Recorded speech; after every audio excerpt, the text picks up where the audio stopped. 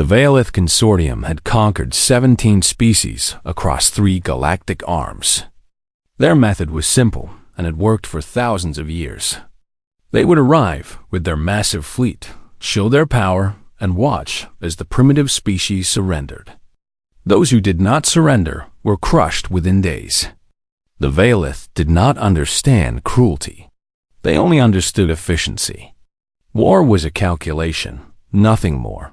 When their scout fleet arrived in the Sol system, Admiral Kethvora expected the usual pattern. His sensors showed a young species on the 3rd planet. They had only recently discovered space travel. Their ships were slow, their weapons weak, their technology laughable. This would be a quick conquest. Perhaps the fastest in Consortium history. The Admiral sent the standard message: surrender or be destroyed. The humans responded with silence. Then, after 3 days, they sent a single transmission. It contained 2 words in broken Veilith language: "Come get us." Kethvora found this amusing. He ordered his fleet forward. The human defense fleet was small, 47 ships against his 300. Their vessels looked like they had been built in a hurry. Some appeared to be civilian transports with weapons bolted onto the hull. Others were clearly old military ships that should have been scrapped decades ago. Kethvora almost felt sorry for them, but then something strange happened. The human ships did not form a defensive line. They did not charge forward in a desperate attack.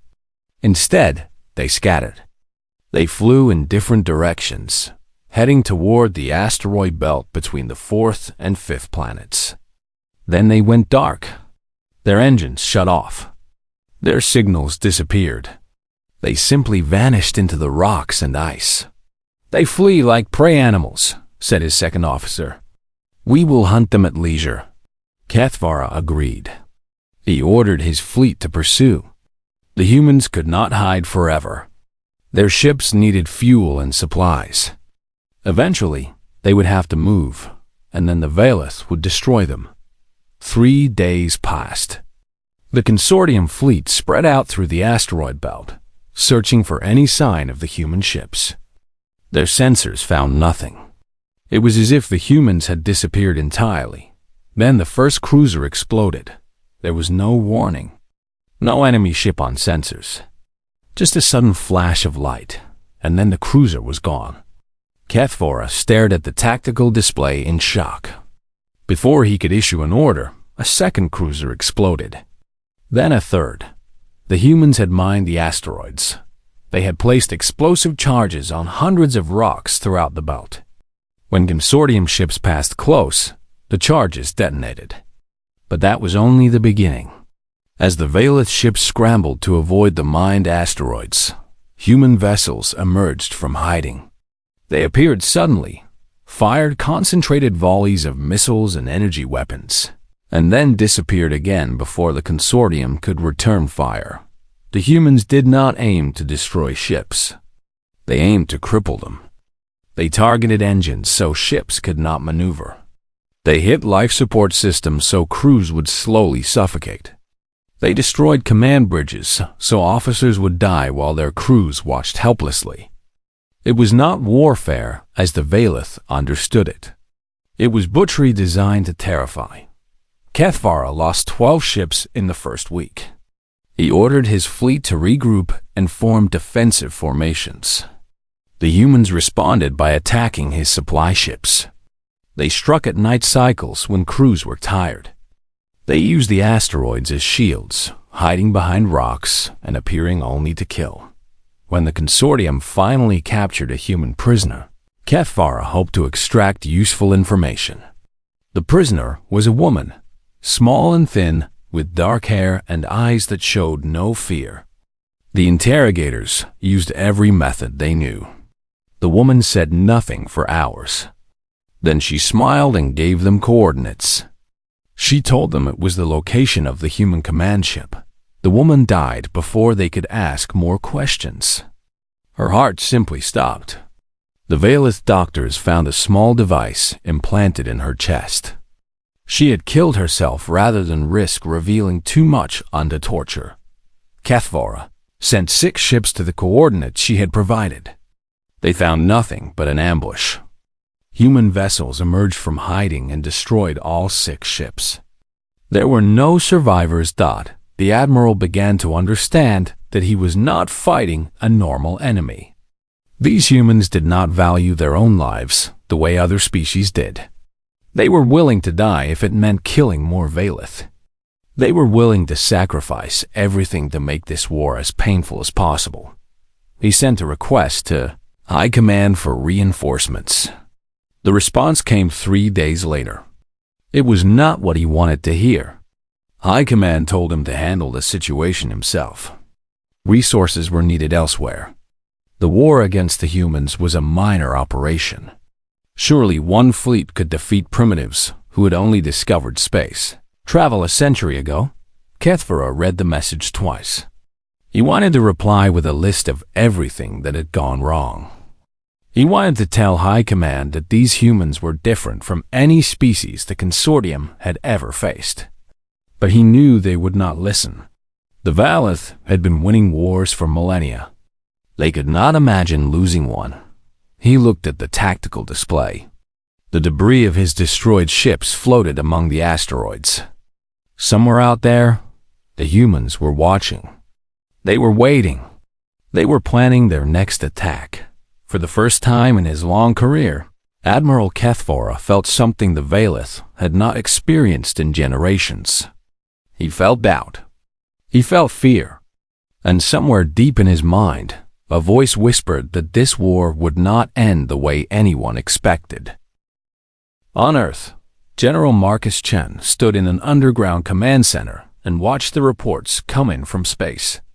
The defense fleet was doing its job. They were bleeding the Valith, making them pay for every kilometer they advanced. But Chen knew it would not be enough. Eventually, the aliens would reach Earth. Eventually, they would land their ground forces and try to take the planet. Chen had spent 30 years studying military history. He had read about every war humanity had ever fought. He knew the pattern of failed resistance. When a weaker force fought a stronger force using conventional tactics, the weaker force always lost. The only exceptions came when the weaker side made the war too expensive to win. He called it the doctrine of unacceptable cost. The goal was not to defeat the enemy.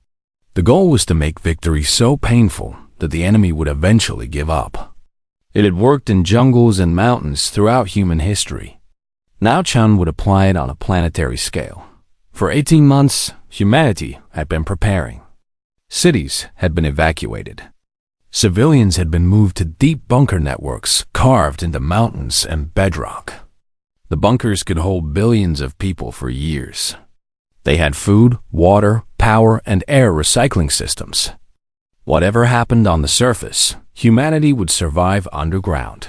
Those who remained above ground were volunteers. They were soldiers who understood what was coming. They knew they would probably not survive. Their job was not to win. Their job was to make the aliens suffer. The Valith landed their ground forces 2 months after arriving in the Sol system. They expected quick pacification. They had conquered 17 species.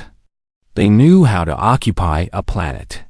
Their soldiers were well-trained and well-equipped. Their commanders were experienced and confident. They were not prepared for what they found. The first attacks came at night. Human soldiers had learned that the Valith had poor night vision. In darkness, the aliens were nearly blind. Human forces waited until full night, then struck without warning. They used weapons that made no sound. They killed sentries silently and disappeared before anyone knew they were there. When the Valith adjusted by using artificial lights, the humans adapted. They targeted the lights first. They shot out every lamp and spotlight. They destroyed generators and power supplies. Then they attacked in the darkness that followed. The humans used chemical weapons that the Valith had never encountered. Some caused violent seizures. Others made the aliens vomit uncontrollably. A few caused temporary blindness that lasted for hours. None of these weapons killed quickly. They caused suffering, and fear-sound weapons proved equally devastating. Human scientists had studied the captured bodies of dead Valith. They found frequencies that caused extreme pain in alien ears. They found other frequencies that caused dizziness and confusion. They mounted these sound generators on vehicles and played them constantly during attacks. When Valith patrols entered buildings to search for resistance fighters, the buildings often collapsed on top of them. The humans had mined their own cities. They had placed explosives in foundations and walls and ceilings. They did not care about destroying their homes. They only cared about killing invaders. The psychological tactics were worst of all. Human soldiers were ordered to wound rather than kill when possible. A dead soldier was simply dead. A wounded soldier had to be carried by his comrades. He needed medical attention and supplies. He screamed and moaned and terrified everyone around him. One wounded soldier could slow down an entire unit and drain resources that could have been used elsewhere. The humans left bodies hanging from bridges and overpasses. They painted messages on walls in the Valith language. "You will die here. This is your grave.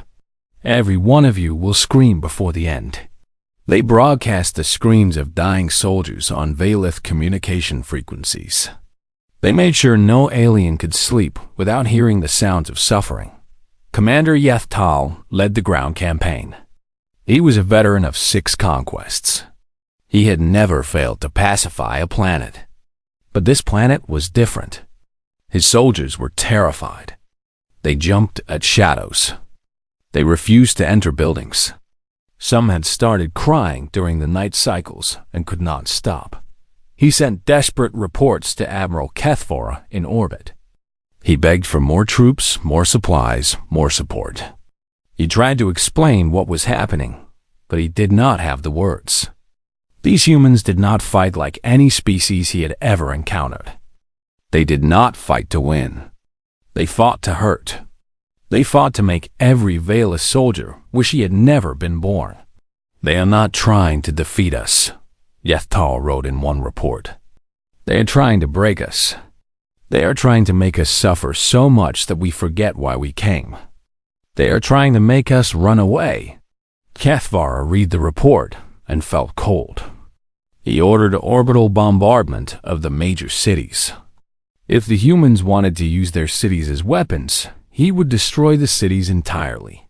The bombs fell for 3 days. They turned buildings to rubble and rubble to dust.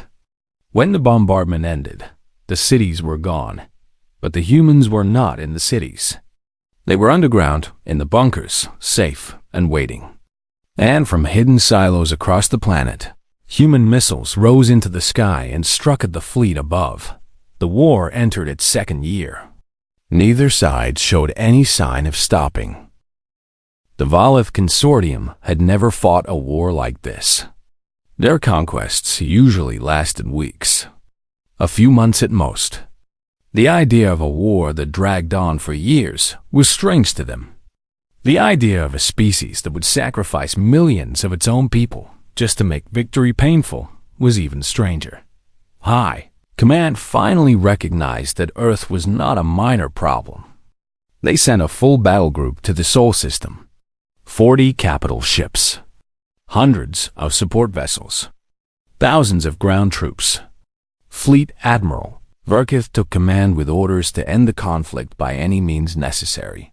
Verkith was not like Kethvora. He did not believe in caution or patience.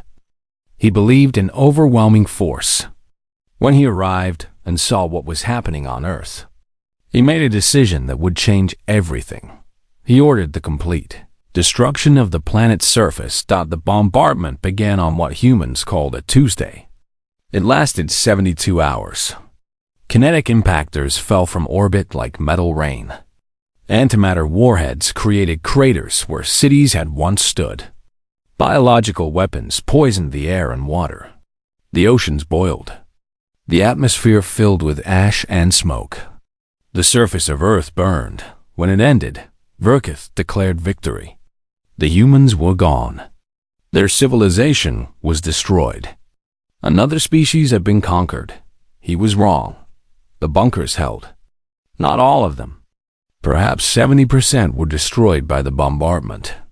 But 30% survived. Nearly 1 billion humans still lived beneath the scorched and poisoned earth. They had food and water for years. They had air recyclers that could clean the worst contamination. They had factories that could build weapons. And they had rage. For 3 years. While the war raged on the surface and in space, humans had been building a secret fleet. Factories on Luna and Mars and the moons of Jupiter had worked constantly. They built ships in hidden facilities carved into rock and ice. These ships were not pretty. They were not elegant. They were designed for one purpose only, to kill as many Valith as possible before being destroyed. The first attacks began 2 weeks after the bombardment ended. Consortium supply ships started disappearing. Communication relays went dark. Patrols sent to investigate never returned. The humans had emerged from their hiding places, and they were hunting. The suicide attacks started next. Human pilots flew their ships directly into consortium vessels. They did not try to survive. They did not try to escape. They accelerated to maximum speed and crashed into the largest target they could find. They detonated nuclear weapons at point-blank range. They rammed asteroids into enemy carriers. One human destroyer, its engines failing after heavy damage, broadcast a final message as it plunged into a Valith cruiser. Remember what you did to our world. Remember what it cost you. We will never stop. We will never forgive. We will haunt you forever. The ship hit the cruiser and both vessels exploded. 3,000 Valith died in an instant. Verkith did not understand what he was seeing. These humans had already lost their planet. Their civilization was in ruins. Any rational species would surrender and try to negotiate the best terms possible. But the humans were not surrendering. They were attacking with more fury than ever before. Then the plague came. Deep beneath the Andes Mountains, in a bunker that had survived the bombardment, human scientists had been working on a special project. They had captured Valith bodies during the ground war. They had studied alien biology for years. They had developed a weapon that targeted Valith specifically. A virus that would kill any Valith it touched, but leave other species unharmed. The humans had never wanted to use it. They had hoped it would never be necessary. But now their world was burning. Their people were dying in the billions. They had nothing left to lose. They loaded the virus onto missiles. They fired those missiles at every consortium ship, station, and colony they could reach. They did not care if it killed millions or billions of Valith. They only cared about making the enemy pay. The first infections appeared on consortium ships near Earth. Soldiers started coughing. Their skin turned gray. They bled from their eyes and mouths and ears. They died within hours, and before they died, they infected everyone around them. Verkith finally understood that he had made a terrible mistake. He ordered a retreat from the Sol system. High Command refused. The consortium did not retreat, ever. Verkith ignored them. He ordered his remaining ships to flee as fast as they could, but it was too late. The plague was already spreading through his fleet. Infected ships carried it with them as they ran. When they reached consortium space, they spread it further. Entire stations had to be quarantined. Ships had to be destroyed by their own people to prevent contamination. The third battle group, the pride of the consortium fleet, was eventually wiped out entirely. Verkith was executed for cowardice and failure. But the damage could not be undone. The plague killed millions before it was finally contained. The war had cost the consortium more than any conflict in their history. They had won the Battle of Earth. The planet was ruined. The humans were nearly extinct. But the consortium had paid a price that would echo through generations. They had learned that victory could cost more than defeat. They had learned that some species should be left alone. They had learned to fear humanity. 50 years passed. The galaxy changed in ways no one had expected. The Valeth Consortium still existed, but it was not what it had been. The war with humanity had broken something inside them. They had lost an entire battle group. They had lost millions of soldiers to the plague. They had lost their reputation as an unbeatable force. Other species began to notice. Subject races that had been conquered generations ago started to resist. Small rebellions sparked across consortium space. The Valeth crushed them, but new rebellions appeared as fast as the old ones died. The Empire was bleeding from 1,000 small cuts, and then there were the humans. Earth remained a dead world. The surface was still poisoned, still covered in ash and radiation. But beneath the surface, humanity had survived. The bunkers became cities. The cities expanded downward and outward. Humans learned to live in the dark places, in the deep places. They rebuilt their civilization underground. It took 50 years, but eventually, human ships emerged from the Sol system again. They were not explorers. They were not traders. They were hunters. The first Valeth colony to be attacked did not understand what was happening. Ships appeared without warning. They bombed military installations and supply depots. They destroyed communication arrays. Then they disappeared before anyone could respond.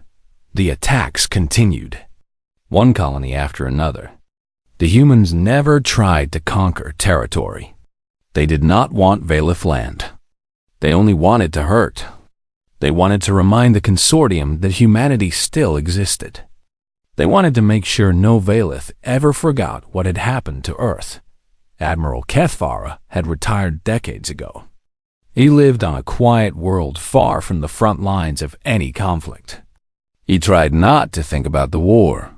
He tried not to remember the screams and the fire and the ships exploding all around him. He tried to forget the humans, but the humans had not forgotten him. He woke one night to find someone standing in his room. A human. The creature was old, with gray hair and deep wrinkles and scars covering his face and hands. He wore a tattered uniform that Kethvara recognized from the war. "I was at Chicago when the bombs fell," the human said. His voice was calm and quiet. "My daughter was 7 years old. She liked to draw pictures of flowers and birds. She had never seen a real bird. She only knew them from books. She died in the fire with a crayon still in her hand." Kethvara reached for the weapon he kept beside his bed. It was not there. "We are not here to conquer you," the human continued. "We are not here to destroy your species. We could not even if we wanted to. You are too many and we are too few. But we are here to remind you. We will come to every world you hold. We will appear in the homes of your leaders. We will make sure your children learn about us. We will make sure your grandchildren learn.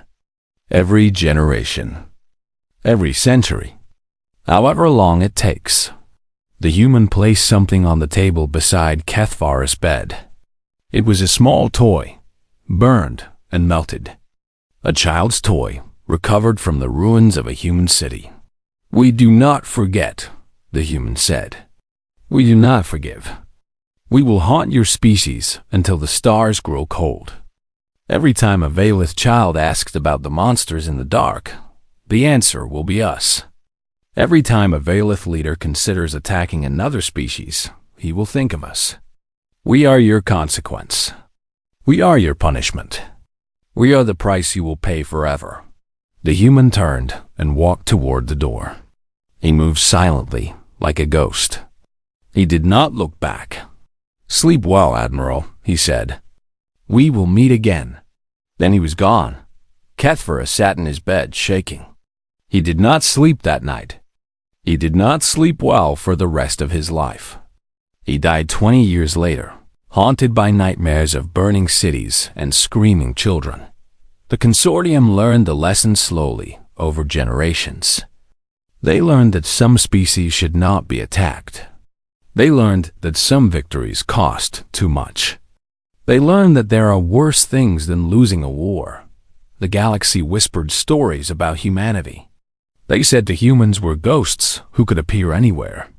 They said the humans would never stop, never rest, never forgive. They said, if you made an enemy of humanity, you made an enemy forever. Other species listened to these stories. They decided to leave the humans alone. They decided that trade was better than war. They decided that friendship was better than conquest. Humanity emerged from the ruins of their world and found the galaxy waiting for them. Not with weapons, but with respect. Not with threats, but with caution. The species that had nearly been destroyed had become the species that everyone feared. They rebuilt their planet. They expanded to the stars. They became one of the great powers of the galaxy.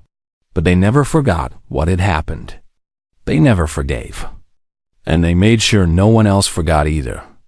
The Valev Consortium eventually collapsed. It took 300 years, but the empire that had conquered 17 species finally crumbled under the weight of rebellion and decay. Historians would debate the causes for centuries. Some blamed economic problems. Some blamed political failures. Some blamed the endless small wars against subject races. But the humans knew the truth. The consortium had died on Earth. It had died in the fires and the plague and the suicide attacks. Everything after that was just the corpse taking time to fall. Humanity had won. Not through strength or technology or numbers. They had won through will. They had won by refusing to surrender when any sane species would have given up. They had won by making the cost of victory higher than any enemy could pay. And the galaxy would remember that lesson for as long as stars burned in the sky.